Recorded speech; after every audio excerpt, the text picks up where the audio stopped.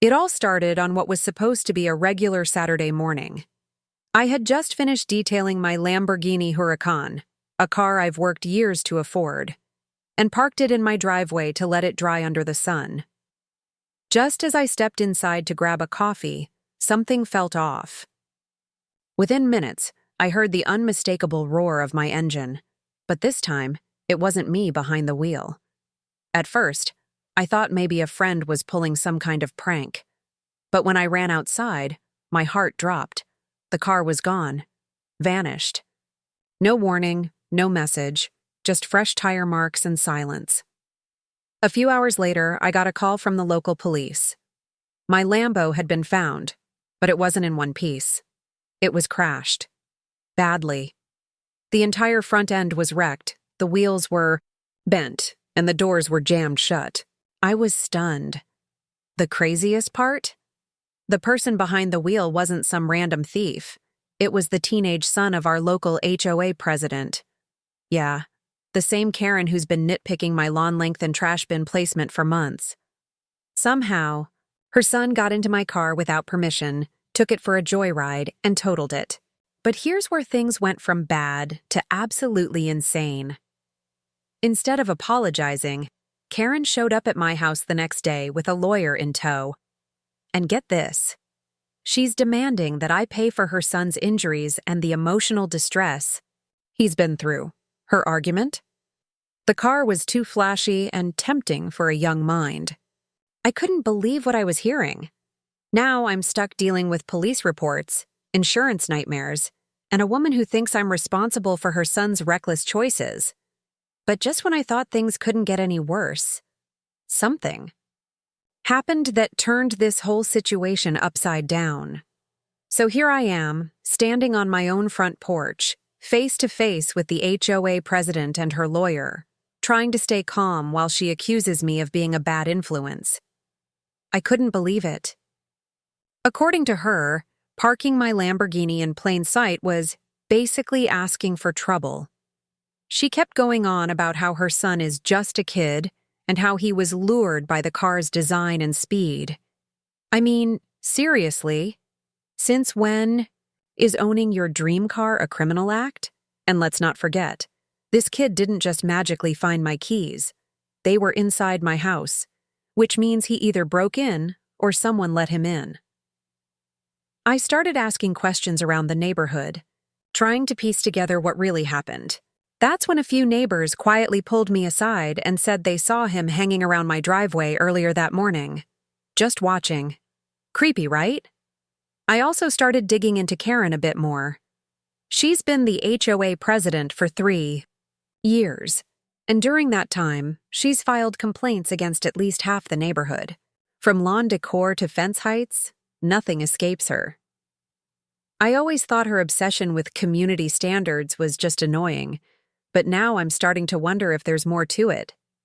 Some folks told me she's even had other run-ins involving her son, little things that got brushed under the rug. But nobody really talks about it, probably out of fear she'll slap them with another violation notice. Meanwhile, I still haven't gotten a straight answer on how her son got into my house in the first place. There's no sign of forced entry, and nothing else was stolen. Just my keys. Just my car. It's like someone wanted to make it look like I was partly to blame. And that's what's messing with my head, because if this was planned, then who else might have been involved? The more I looked into it, the more things just didn't add up. I started checking the footage from my security cameras, only to find the files were corrupted, just from that one morning. Every other day was perfectly fine. But for some reason, that window of time was just gone. I hadn't even told anyone the cameras were recording. That's when it hit me.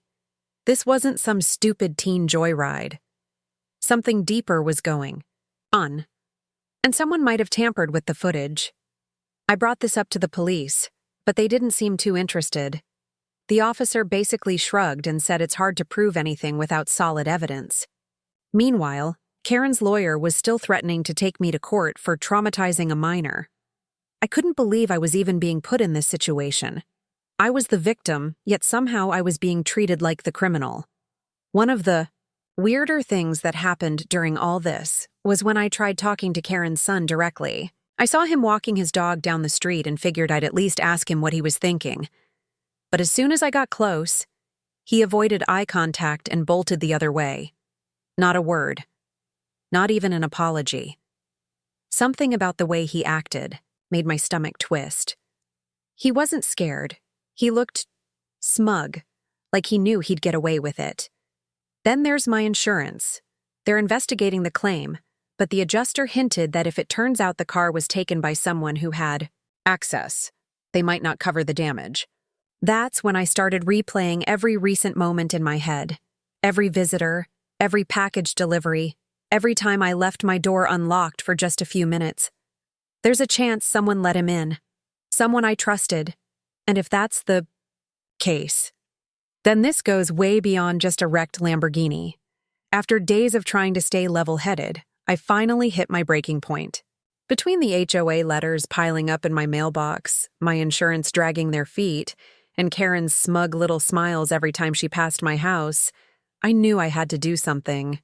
I couldn't just sit around waiting to be blamed for something I didn't do. So I decided to start asking the one group of people Karen couldn't control, my neighbors. At first, most of them were hesitant to talk. Karen had a reputation for making life miserable if you crossed her. But once I explained what happened and how her son crashed my Lamborghini and she was trying to flip the blame on me, a few people started opening up. One neighbor, an older guy named Mike, who lives a few houses down, said he saw Karen's son hanging around my place more than once, like he was watching it. Another neighbor mentioned that a week before the crash, they saw him trying to open car doors on other streets in the neighborhood. That wasn't just teen curiosity. That was a pattern. Then came the biggest shock. One night, while reviewing my backup drive, something I hadn't checked earlier, I found one short clip that hadn't been erased. It was grainy, but it showed a figure walking up to my side gate at around 5 a.m. The shape and height matched Karen's son. But here's the weird part. A second person walked up behind him and handed him something. I couldn't tell who it was. The footage cut off right after that. Now I was looking at something much more serious. This wasn't just a spoiled kid stealing a car. There was planning, coordination, and possibly someone helping him from inside the neighborhood. It felt like the walls were closing in, and the more I dug, the more twisted everything became. I had no idea who I could trust anymore. And then, just when I thought it couldn't get worse, I found something hidden under my front porch. Something that changed everything. I don't even know what made me look under the porch that day. Maybe it was instinct. Maybe I was just so desperate for answers that I started searching places no one would think to hide anything. But there it was, tucked in the far corner, half covered in dirt and leaves. A small black pouch. At first I thought it was trash, until I picked it up and felt something heavy inside. When I opened it, I froze. It was a spare key fob. To my Lamborghini. The thing is, I only ever had two. One stays in my safe, the other I carry with me. But now, somehow, there was a third. And it wasn't mine. Someone had cloned my key. That explained how the car was started without signs of a break-in. But the real question was, who had access to clone a key like that? This wasn't some teenager messing around. This was calculated. That's when the second twist hit.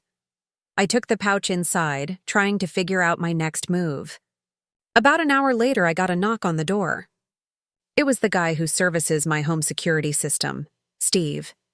He said he was just checking in because he'd heard through the neighborhood grapevine about the car situation. At first, it seemed normal, even thoughtful. But the timing was too perfect. And then I remembered. Steve was at my house just a few weeks ago, updating the cameras and replacing an outdoor unit. He would have had access to both my system and the key safe. I played it cool, said thanks, and let him leave. But now, I couldn't shake the feeling that this ran even deeper than I thought. My car didn't just get stolen. My trust had been broken, and maybe by someone I actually let through the front door. I hadn't told anyone about the key fob yet, and now I had to figure out whether this was just a cover-up for a bad decision or something a lot darker. After Steve left, I knew I had to move fast. I took the pouch with the fake key fob to a local auto locksmith who specialized in high-end vehicles. Within minutes, he confirmed what I suspected. It wasn't a copy from the manufacturer. It was a cloned fob, something that required close-range scanning equipment and at least a few minutes near the real key. Someone had been close enough to me, long enough to pull this off. And considering the timing, the only one who fit that window was Steve. I brought all of this to the police, including the video clip from the backup drive and the fake key, fob. At first, they were skeptical. But after running a background check, they found that Steve had been investigated in another neighborhood for tampering with home security systems. Nothing was proven, but it was enough to get a warrant. What they found shocked everyone. In his van, hidden in a toolbox, were cloned key fobs for multiple cars, including another Lamborghini and a Tesla. He'd been using his job to scan key signals, disable cameras, and help certain clients access vehicles without breaking in. And the person who'd tipped him off to my car? Karen. Turns out she'd worked out some kind of deal, either for money or a favor, for Steve to clone my key during a scheduled system update. Her son was supposed to take it for a joyride, not wreck it.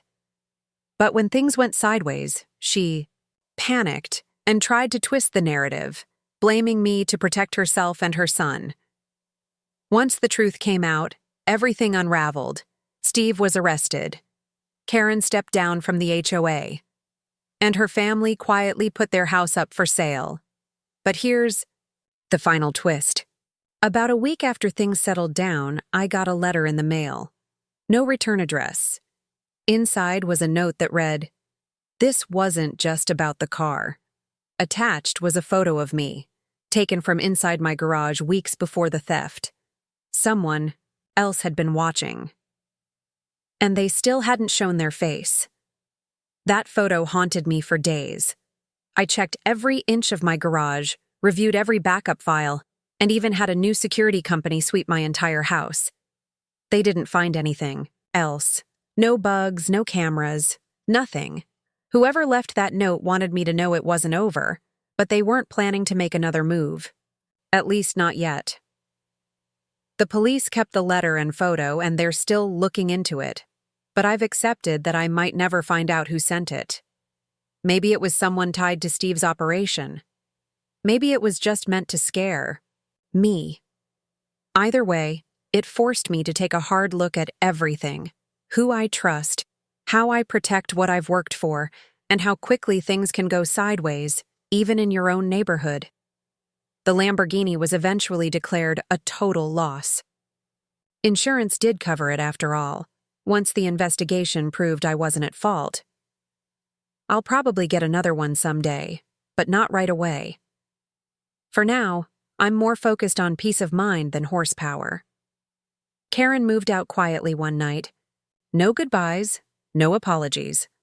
Her son transferred schools, and no one's seen them since. I upgraded my home security, changed all my routines, and made a mental list of the people I can really count on.